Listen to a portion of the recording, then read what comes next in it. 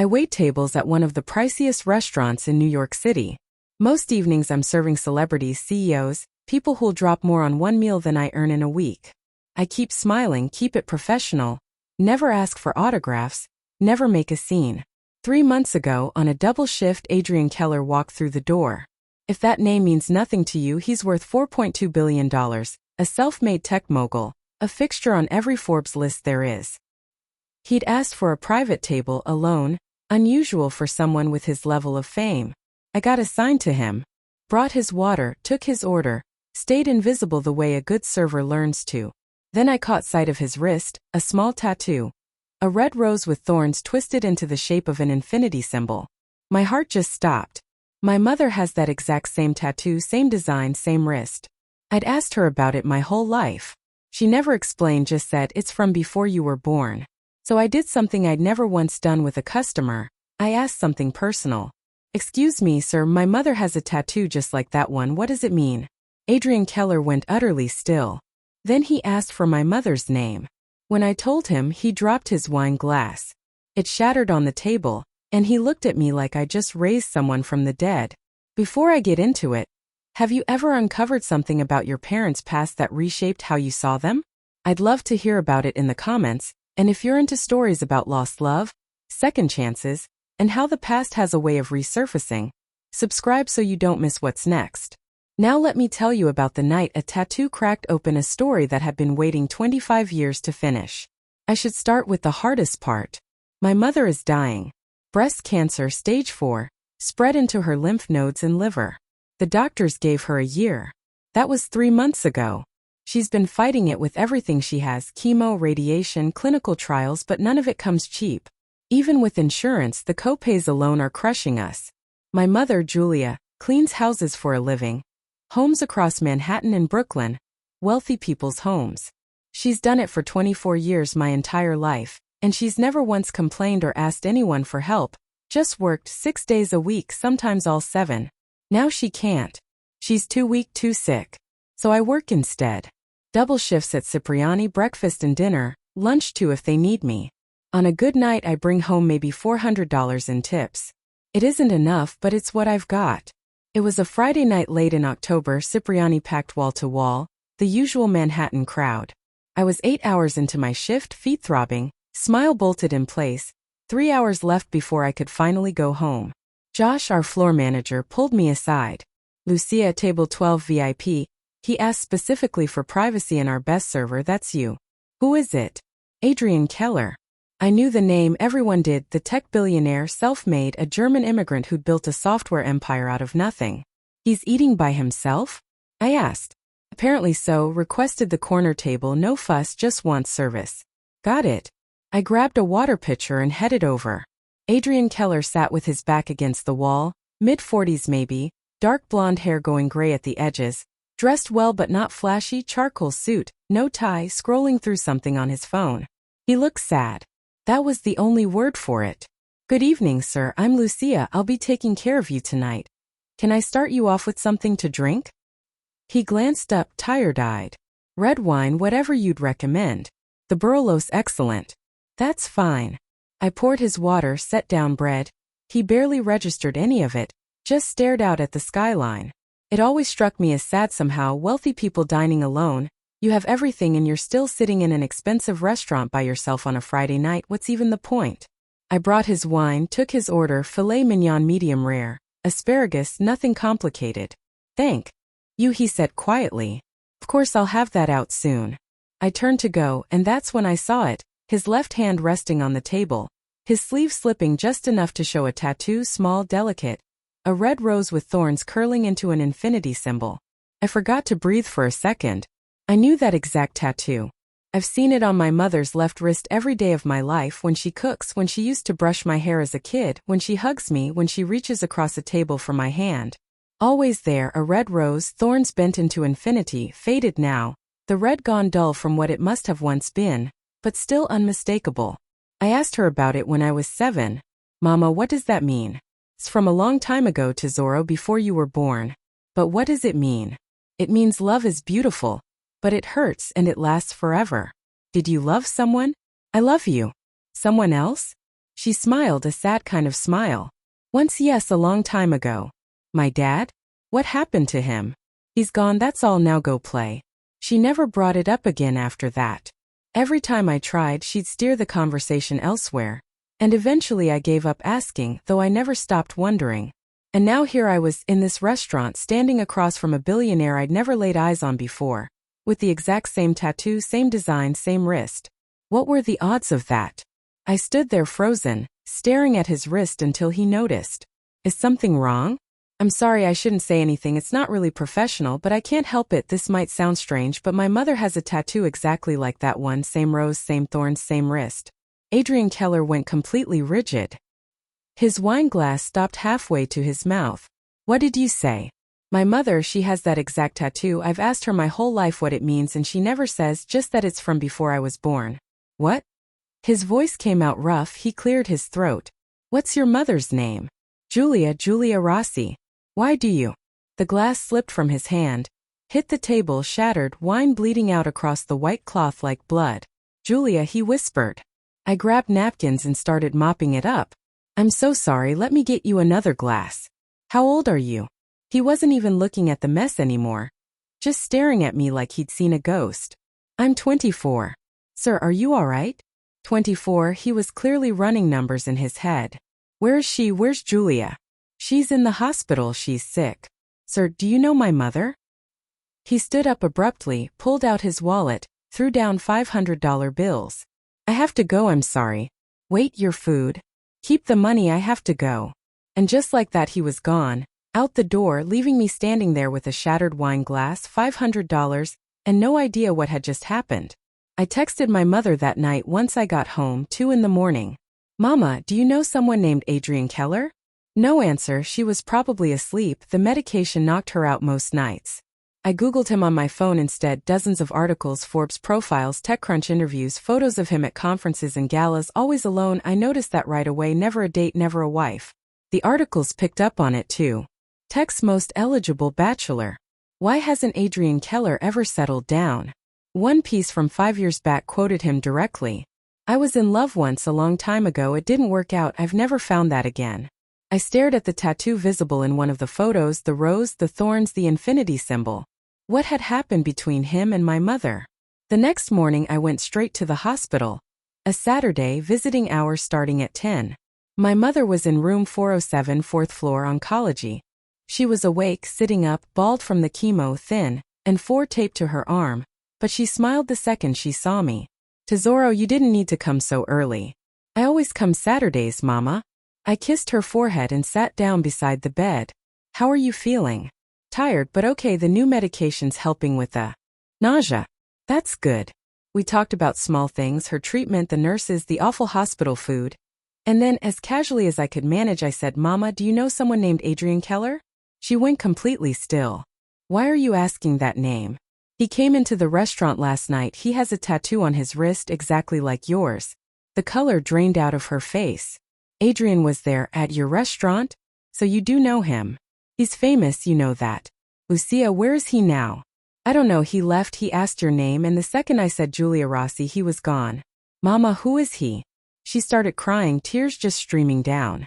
He found me after all these years, he actually found me. Mama, what are you talking about? I knew him as Adrian Keller, but back then he was just Adrian. We were in love 25 years ago, before you were born. What happened? I had to leave, go back to Italy, my nana was dying. I promised him I'd be back in 6 months, I tried. But when I finally came back, he was gone. I looked everywhere for him, I thought he'd forgotten me, moved on. And the tattoo? She touched her wrist, the faded rose. We got them together the week before I left. He told me, even when we're apart we'll have this proof that we existed, that what we had was real. Mama. I didn't know what else to say. I need to see him, Lucia, please, I don't have his number. I don't know how to reach him. You said he's famous now, there has to be a way. Please, Tesoro, I don't have much time, I need to see him, I need him to know I never forgot. I called the restaurant, asked Josh whether Adrian Keller had left any way to reach him. No, but Lucia, there's someone here asking for you. Who? He says his name's Thomas Beck, says he's Adrian Keller's lawyer, wants to talk to you. I'm at the hospital, can he meet me here? Hold on. Muffled talking in the background. Then, he says he can be there in 30 minutes. Thomas Beck arrived right on schedule, 50s gray suit, kind eyes. He introduced himself in the hospital cafeteria. Ms. Rossi, I represent Adrian Keller. He asked me to find you to ask about your mother. Is he okay? He seemed pretty shaken when he left last night. He's been shaken for 25 years. Last night was the first time he's had real hope in all that time. Thomas pulled out a tablet. Can you give me your mother's full name, her condition, everything you can?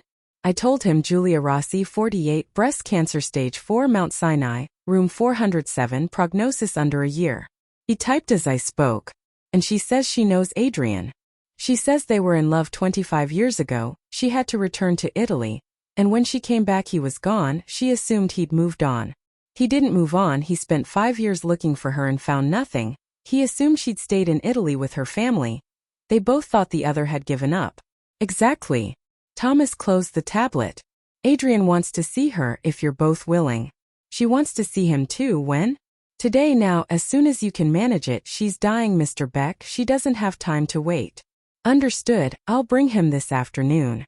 3 hours later there was a knock at the door of room 407. I opened it and Adrian Keller stood there. Same charcoal suit as the night before. But his face looked different now, older, worn, nervous. Is she? She's awake. She knows you're coming, but Mr. Keller. Adrian, please. Adrian, she's very sick. She looks different than you'll remember from the chemo. I don't care. I just need to see her. I stepped aside and he walked past me into the room. And there was my mother, sitting up, bald, thin, for in her arm. But the second she saw him her whole face lit up. And for one moment 25 years seemed to fall away and she looked young again. Adrian? Julia. He crossed to her, sat in the chair beside the bed, took her hand, ran his fingers over the rose tattoo on her wrist, and they just stared at each other for a long moment without speaking, and then they both started crying. I sat outside in the hallway for 2 hours. Through the door I could hear voices, sometimes crying, sometimes silence, sometimes something that sounded like laughing through tears. I scrolled through my phone without really seeing anything, tried to give them their privacy, tried not to strain to listen, but I was desperate to know what was happening in there. Finally, after exactly 2 hours and 7 minutes, the door opened. Adrian stepped out, pale, eyes swollen and red, looking like someone had just told him the world was ending. Is she okay? I jumped up. Is my mother? She's fine, she's. He stopped, looked at me, and something in his expression made my stomach drop. He was really staring at me now like he'd never seen me before. Adrian, what's wrong? Lucia, I need to talk to you right now. Can we go somewhere private? Sure, the cafeteria? Yes, that works. We walked there in total silence, the kind that makes your pulse pound in your ears.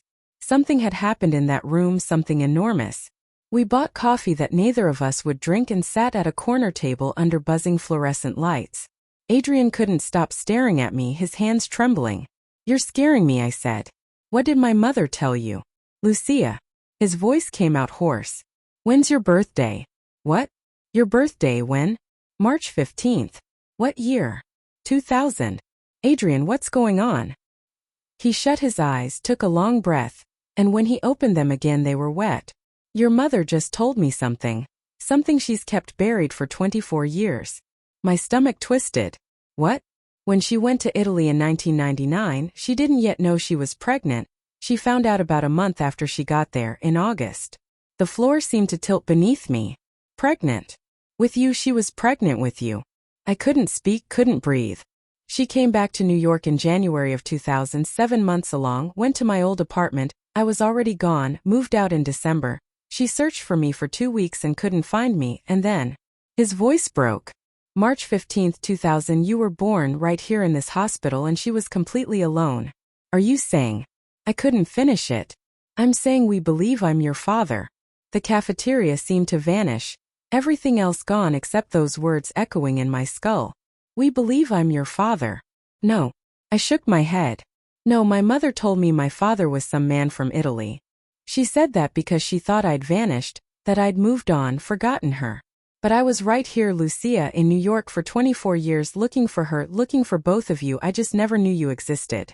You didn't know about me. I had no idea. If I had known, if I had somehow found her when she came back, everything about our lives would be different. I stood up fast enough to send the chair screeching against the floor. I need to talk to my mother. Lucia, I need to hear it from her myself. I walked back into room 407 slowly. My mother was sitting up, waiting for me, and when she saw my face her eyes welled up.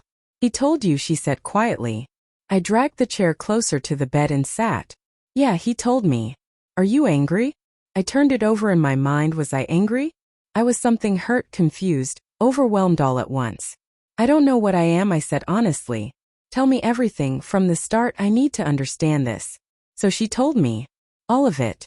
Meeting Adrian in 1999, falling in love, having to fly to Italy when her nana had a stroke.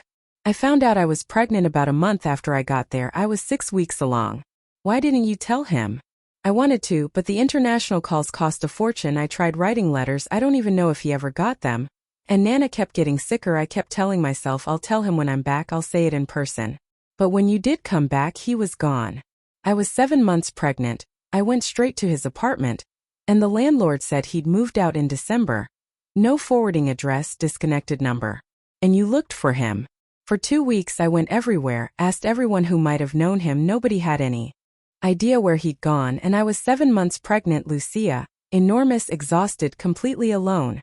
And after 2 weeks I gave up. I told myself if he wanted to find me he would have, that maybe he'd found someone else, that I needed to focus on you instead. I was staying with a friend, then found my own place in a different neighborhood. I sat quiet for a long time, just taking it in. "I'm so sorry, Tesoro." I reached for her hand. "I'm not angry with you, Mama. I'm just sad for all of us, for all those years we lost." "You're not angry? How could I be? You were 23, alone, pregnant, terrified. You did everything you could with what you had. And you gave me a good life, worked yourself to nothing to make sure I had what I needed. I know that. But you deserved a father, and he deserved to know he had a daughter. But neither of you knew. You were both searching. You just kept missing each other. That's not your fault. That's just cruel timing." She was crying again. "I love you so much." "I love you too, Mama." I squeezed her hand tight. I left her room and went and sat in the stairwell, not to cry, just to think. Adrian found me there 20 minutes later. "Can I sit?" "Sure." He lowered himself beside me, and for a while neither of us spoke. "Your mother told you everything?" "Yeah. And? I understand what happened and why. It wasn't anyone's fault, just terrible luck, terrible timing. But?" I looked over at him. "But I'm 24 years old and I just found out everything I thought I knew about where I came from was wrong. The man I always pictured as some stranger from Italy who left is actually you, and you've been in New York my entire life. That's a lot to take in at once." "I know." We sat in silence again, then I asked what I actually needed to know. "Why did you move?" "December 1999, right before she got back." "What happened?" Adrian leaned forward, elbows on his knees. "I got offered a job, a startup. They needed a programmer based in Midtown, better pay than the construction work I've been doing, real money, enough to actually save. I took it the moment they offered because I thought." His voice cracked. "I thought if I saved enough I could go to Italy myself, find Julia, bring her back, or just stay there with her, whatever she wanted." "So you relocated for work?" "Yes, and I was pulling 16, 18-hour days trying to save everything I could. And I changed my number because my old one was a landline tied to the apartment I'd left, got myself a cell phone. They were finally becoming affordable, gave the landlord my new number, told him to pass it along if anyone came looking. He never did. My mother said she asked him, and he told her there was no forwarding address. He was 89, he probably just forgot." Adrian rubbed a hand over his face. "I left in early December, started the new job on the 15th, and your mother came back January 10th, she remembers that date exactly. I missed her by 1 month. 1 month, Lucia. If I just waited a little longer, if that landlord had actually remembered to pass along my number, you would have known I existed. I would have been there for everything, the pregnancy, the birth, the first 24 years of your life." He looked at me. "I was trying to build something better so I could give Julia everything, and instead I missed everything." I could hear the weight of it in his voice, 25 years of regret packed into every word. "You didn't know," I said quietly. "No, but I should have left better information, should have tried harder to stay reachable, should have." He stopped himself. "I've spent 25 years running through everything I should have done differently. And apparently so has your mother. You were both doing your best, you just kept missing each other by a month. By 1 single month. We sat there a while longer without talking. So I suppose you'll want a DNA test to be sure, and that's fair. But Adrian, I already know deep down I think so too, but I need it confirmed legally, medically, and honestly because I need to be certain before I." He stopped. "Again. Before you what?" Before I let myself believe it, before I let myself actually feel it, because if I let myself believe you're my daughter and the test comes back negative, I don't know that I could survive that. I understood completely. Okay, we'll do the test. Thank you. Adrian called 3 days later. The results came in. Can you meet me at the hospital? I want us all together for this. Yeah, I'll be there in half an hour. When I got there, Adrian was waiting outside my mother's room holding an envelope. His hands were steady, but I could see the tension coiled in his jaw. Ready? As ready as I'll ever be. We walked in together. My mother straightened up in bed the moment she saw us.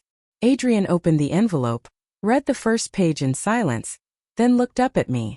99.9% probability of paternity. His voice was level, but his eyes were shining. Lucia, you're my daughter. Oh my God. Come here, Tesoro. My mother opened her arms and we held each other, both of us in tears. I looked over at Adrian, barely keeping it together. You can come too.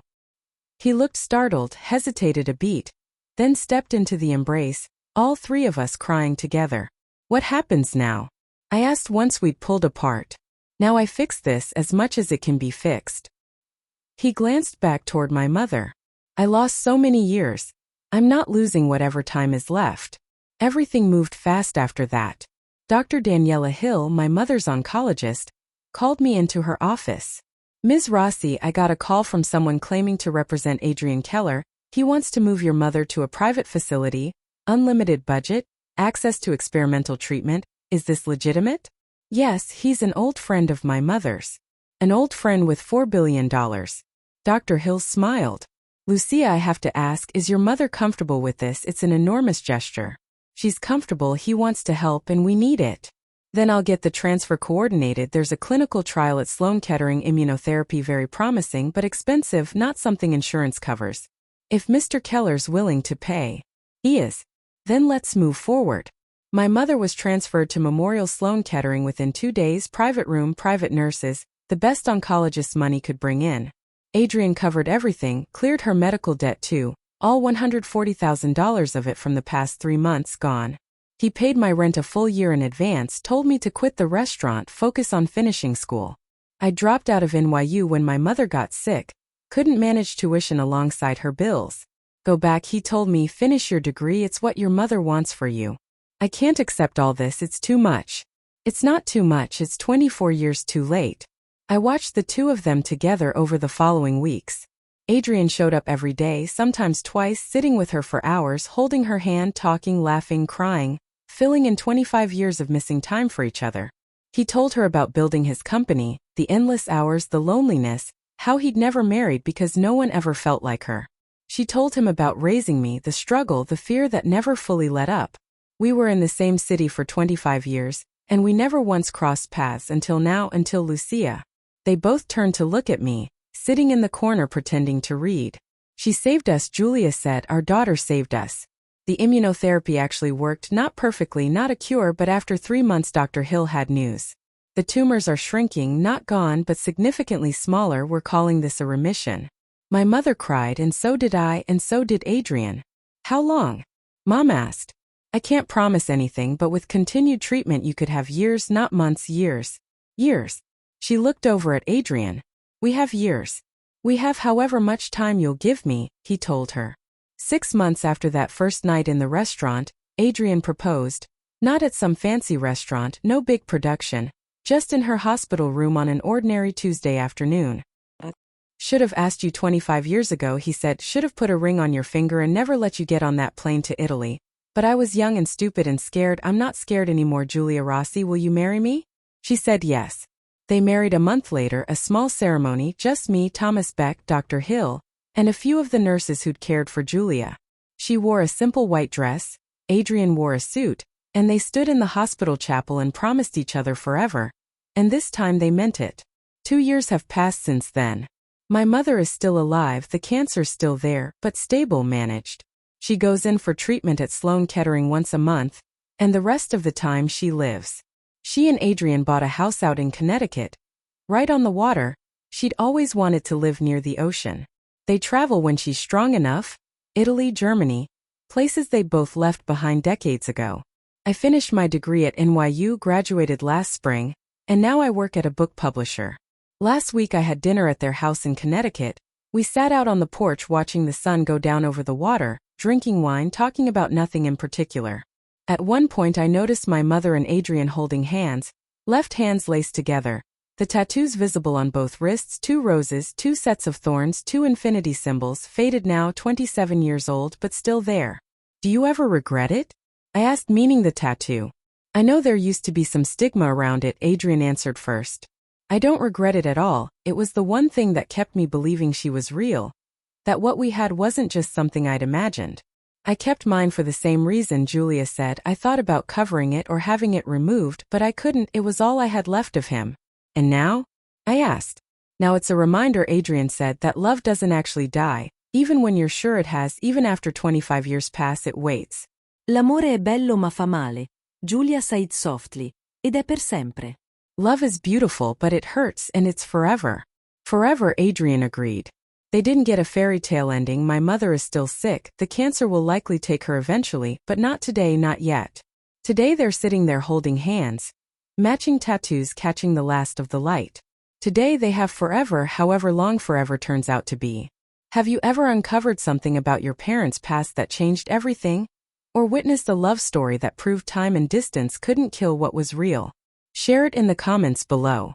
If this story about lost love, second chances, and how one small moment can change several lives at once moved you, hit that like button and subscribe for more stories like it.